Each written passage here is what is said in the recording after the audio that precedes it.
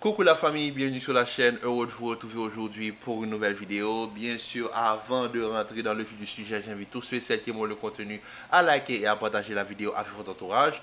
Alors, on aurait aimé de bonnes nouvelles, malheureusement, suite au match du Real Madrid, on a eu la confirmation que Kylian Mbappé, notre Kicks, notre meilleur buteur cette saison, est blessé pour les 3 prochaines semaines et je pense qu'il ne faudrait pas trop forcer avec ce retour vu qu'il a senti une petite gêne et il a une lésion au niveau du biceps fémoral. Alors moi je ne vais pas faire la langue de bois. Comme j'ai l'habitude de le dire, le Real Madrid ne se porte pas bien. Oui, il y a des bonnes choses. Oui, il y a des automatismes qui commencent à être retrouvés. Kylian Mbappé, Bellingham, etc. Mais le Real Madrid, là, je m'attaque directement aux dirigeants du Real Madrid et aussi à l'entraîneur. Comme je l'ai dit hier, face à Alaves, on a vu les limites tactiques d'Ancelotti. On a vu aussi les limites techniques de cette équipe. C'est-à-dire que cette équipe-là qu'on a là, c'est comme, c'est comme quand vous allez à l'école, ok, et vous avez une moyenne de passage qui est 10, mais la moyenne générale c'est 12. Le Real Madrid c'est 9,5 sur 20. C'est-à-dire que c'est même pas 10, c'est 9,5. Mais les fans du Real Madrid, pour se mettre un petit peu dans une zone de positive attitude, ils se disent, on arrondit 9,5 à 10. Voilà, donc c'est juste le strict minimum. Tandis qu'on a une équipe, soi-disant l'équipe des équipes. On a l'équipe des équipes. Et là, c'est là que j'attaque les dirigeants. Dans le sens où il ne faut pas prendre les fans pour les idiots. Parce qu'il y a deux types de fans. Il y a les fans qui voient le Real comme le club qui va toujours remporter des titres, dont chaque année, ils auront des titres à fêter. Et il y a les seconds fans, c'est-à-dire la catégorie dont je fais partie et dont la plupart de mes abonnés font partie. C'est les abonnés qui sont les fans du Real Madrid, les fans de football. Quand tu es fan de football, que tu regardes le Real Madrid, je suis désolé, tu te casses la tête contre un mur parce que ça ne fait aucun sens ce que le Real fait sur le terrain. Le Real Madrid, les dirigeants, ils sont arrivés à nous vendre un projet et on se dit que c'est le projet des projets. Mbappé, Vinicius, Rodrigo, Arda Güler, Bellingham, Tchouaméni, Valverde, avec un 11 de départ. Mais je suis désolé, en termes de profondeur de banc, en termes de remplaçants, je suis désolé, on a atteint le plus bas. Parce que rappelons-nous, parce que moi j'ai une équipe, l'équipe de 2012. Vous voyez ce Real Madrid 2012, pour moi ça a été l'apogée du Real Madrid. Même Benzema l'a dit dans l'interview de Zach Nani post-Ballon d'Or que la meilleure équipe c'était cette équipe de 2012. Rappelons-nous cette équipe au niveau de l'attaque. Il y avait Cristiano Ronaldo, Ozil numéro 10, Di Maria à droite et Benzema à gauche. Benzema en pointe, pardon. La belle époque. Double pivot, Xabi Alonso qui dira. Mais rappelez-vous ce que cette équipe avait de spécial. Cette équipe avait tous les postes doublés. On n'a pas ça au Real Madrid, je suis désolé, à ce niveau-là en 2024. Pourquoi? Parce que rappelons-nous, Cristiano Ronaldo, sa doublure, c'était Esse Rodriguez. C'est-à-dire, on n'a pas besoin de joueurs top calibre mondial pour être la double de Cristiano Ronaldo, vu que Cristiano Ronaldo va jouer tous les matchs de la saison. On le sait. Donc, Cristiano Ronaldo, sa double, c'était Esse. Di Maria, pareil, il était fragile, mais on avait Oseka Leon qui avait fait une saison exceptionnelle en 2012 sous Mourinho. Numéro 10, Ozil, mais sur le banc, on avait Ricardo Kaká. En attaque, on avait Benzema, mais on avait un double Gonzalo Higuaín. Tous les postes étaient doublés. Au niveau de la défense, au niveau du demi-défensif, on avait Xabi Alonso et Kedira, mais on avait aussi Lassana Diarra et Nouri Sahin, on avait Antil Top, on avait une équipe avec tous les postes qui étaient doublés. Au niveau de la défense, Pepe Ramos, mais on avait Varane, on avait Nacho, tous les postes étaient doublés. Le Real Madrid, on va juste prendre juste la ligne offensive, on a 7, je dis bien, pardon, 7, 3, on a exactement 6 joueurs offensifs. 6, pas plus, pas moins. Dans les 6 joueurs offensifs, on a 3 droitiers, 3 ailiers gauche droitiers, un attaquant de pointe et 2 ailiers droits gauchers. D'accord? Et dans les 6, on a les 3 titulaires sont les 3 ailiers gauche. C'est-à-dire qu'on n'a même plus cette cohésion. Et c'est pour cela que je parle la plupart du temps, quand je parle du Real Madrid cette année, je parle de cohérence. On n'a plus cette cohérence qu'on avait dans les années précédentes. On n'a plus cette cohérence qu'on avait lors du football qu'on pouvait exploiter, qu'on pouvait développer sur le terrain. On n'a plus cette cohérence-là. Pourquoi? Parce qu'on a des dirigeants qui nous ont vendu un projet avec peut-être des grands noms, mais avec aucune cohérence sportive. Prenons par exemple cette année, Fran Garcia. Il n'y a aucun Madrilène qui peut critiquer Fran Garcia cette saison. Offensivement parlant, tout ce qu'il apporte, et même défensivement, il s'est amélioré. On voit que c'est une bonne doublure à Ferland Mendy. Mais on me parle d'Alphonso Davies. Pourquoi? Pourquoi chaque année, chaque saison, on doit repartir sur les mêmes choses? Comment jouer? Comment jouer? Comment jouer? Non, regardez les autres équipes. Ils peuvent faire des ajouts, mais c'est des ajouts qualitatifs. Ils ne vont pas changer la structure de l'équipe. Par exemple, pourquoi ramener un Alphonso Davies quand tu as déjà un Ferland Mendy que tu souhaites renouveler? Pourquoi? Si tu prends Davies, tu fais partir Mendy. Il n'y a pas de problème. Tu veux avoir les deux, mais à ce moment-là, Fran Garcia, tous les efforts qu'il fait cette saison, pourquoi? Si déjà, on vous montrait déjà à Fran Garcia que vous ne lui faites pas confiance et que la saison prochaine, on va ramener un autre latéral droit. Un autre latéral gauche, pardon. Au niveau de ta défense, comment as-tu pu commencer cette saison en comptant toujours sur Alaba, qui n'est toujours pas revenu de blessure, et on ne sait pas dans quelles conditions il va revenir de blessure. Parce que n'oublions pas que Alaba, c'est le seul défenseur gaucher de cette défense. Là, on joue avec deux droitiers en défense centrale. On le sait, l'importance d'avoir un gaucher et un droitier en défense centrale. C'est ton seul défenseur gaucher. Et tu t'es pas dit, tout en sachant que tu perds Nacho, tu ne le remplaces pas, tu récupères Valeo qui, du côté de Granada, ne jouait pas. Tu te dis que tu comptes toujours sur Alaba, qui lui, on ne sait pas dans quel état il va revenir. Tu sais que vu que Tchouaméni peut descendre de central, tu n'es pas obligé de dépenser trop d'argent sur le marché. Mais je suis désolé, regardez par exemple la meilleure équipe du monde, Manchester City. On va pas se mentir, Manchester City c'est la meilleure équipe du monde. Quand ils avaient Ruben Diaz, ils avaient John Stones, mais ça les a pas empêchés d'acheter Guardiola, ça les a pas empêchés d'acheter Akanji, Nathan Ake. Ils ont 6 défenseurs centraux pour 2 postes.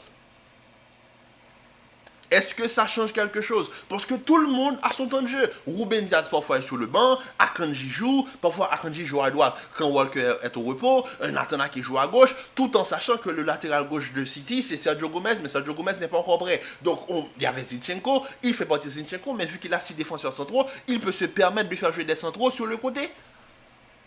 C'est tout ce que je demande, une profondeur et une cohérence. Comment tu peux me dire que cette équipe-là, c'est satisfaisant pour les fans du Real Madrid? Je suis désolé, la cohérence de ce collectif-là n'existe. C'est incohérent.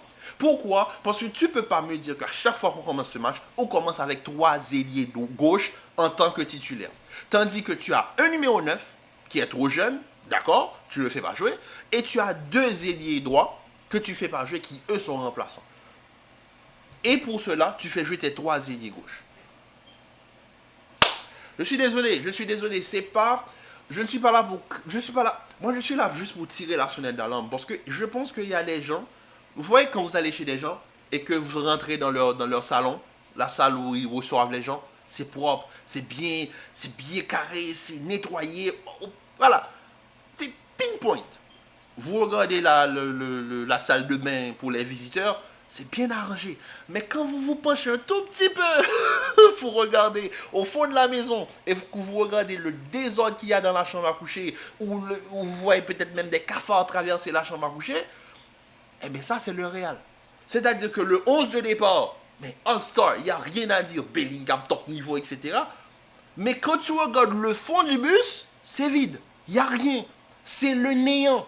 C'est le néant. Comment tu perds Nacho, tu ne le remplaces pas. Tu perds Toni Kroos qui valait 5 joueurs sur le terrain, tu ne le remplaces pas. Et tu te dis que Bellingham, qui lui a 21 ans, je vais prendre Bellingham qui a réussi une saison plus haut sur le terrain et le faire redescendre et j'attends une même cohérence. C'est pas possible. Toni Kroos, c'était l'entraîneur sur le terrain. C'est-à-dire, c'était Ancelotti sur le terrain. C'est lui qui, l'année dernière, pourquoi Vini réussit une si belle saison? C'est parce que tu as un joueur comme Toni Kroos qui arrive tellement à être maître du temps et maître du terrain, à lui faire des appels pour que lui, il puisse lui donner le ballon dans le bon tempo. Bellingham, il ne veut pas perdre l'aspect décisif qu'il avait l'année dernière. Donc, il joue plus haut sur le terrain. Valverde, pareil. Valverde, on le sait tous. Pour les seconds ballons, il n'y a pas mieux au niveau du Real Madrid. Mais à ce moment-là, Tchouaméni, le pauvre, il ne peut pas prendre de risques dans ses passes. Parce qu'il a un espace qui est trop grand entre Bellingham et Valverde et lui. Donc, ce qui fait qu'il doit jouer le plus simplement possible. Quand j'entends que oui, mais Tchouaméni, à la relance, c'est dégueulasse, c'est pas bon. Mais vous avez vu le niveau du milieu de terrain du Real Madrid? Tu perds Toni Kroos, Tu ne le remplaces pas. Comprenez, Toni Kroos vaut 5 joueurs sur le terrain. Toni Kroos, c'est le maître du temps, le maître du jeu. C'est lui qui ouvre le jeu, c'est lui qui vraiment dirige le jeu. Ok, c'est lui qui demande aux attaquants à faire les appels. Et tu me dis que tu ne remplaces pas ce joueur. Tu le perds. C'est comme si de rien n'était. Bon, il y a Bellingham. Bellingham n'a pas de problème, il va redescendre. Mais Bellingham a réussi plus haut sur le terrain, pas plus bas. Pourquoi le faire redescendre à 21 ans? Toni Kroos, c'était la maturité sur le terrain. Tu le perds, tu ne le remplaces pas. Tu viens nous vendre un mercato où tu prends un Mbappé libre et un Mbappé que tu avais signé déjà, ça fait 2 ans, pour rien. C'est-à-dire que là, ce mercato, si on réfléchit bien, le Real n'a pas investi, en fait. Le Real a juste récupéré des joueurs qu'ils avaient déjà signés. Mbappé, la pré-signature a été faite le janvier, on le savait déjà. Endrick, ça fait déjà 2 ans qu'on l'attend du côté du Real Madrid. Il a signé depuis qu'il avait 16 ans. Ok? Tu fais qui? Tu fais venir qui? Valeo? C'est ça le mercato du Real Madrid, en fait. Et on se dit qu'on était prêt pour une saison juste parce qu'on avait Vinicius, Mbappé, Rodrigo. C'est pour ça que je dis que les dirigeants ont bien vendu le projet. Ils ont bien fait leur travail à nous vendre une façade. On a pris la façade, on a acheté une maison, mais on n'a pas vérifié le système d'irrigation. On n'a pas vérifié les tuyaux qui faisaient circuler l'eau. On n'a pas vérifié le système électrique de la maison. On n'a pas vérifié si la toiture ne coulait pas. On a juste acheté une façade. C'est ce que le Real nous a fait. Mbappé est blessé. Ok, on va jouer face à Atlético. Tu vas jouer avec Endrick, tu es obligé, je suppose. Ou bien tu vas faire jouer à Dagoulère, tu vas mettre qui en pointe? Rodrigo. C'est l'incohérence de ça, en fait. Tout en sachant que tu as des joueurs, hier Valeo, il se prend une tornade sur tous les réseaux. Valeo est pas bon, Valeo est nul. Mais il joue pas. Comment vous voulez que le joueur performe à son meilleur niveau s'il ne joue jamais? Comment vous êtes là, vous êtes sur le banc. Mettons que vous êtes assistant d'un avocat. Vous n'avez jamais plaidé de votre vie. Ok?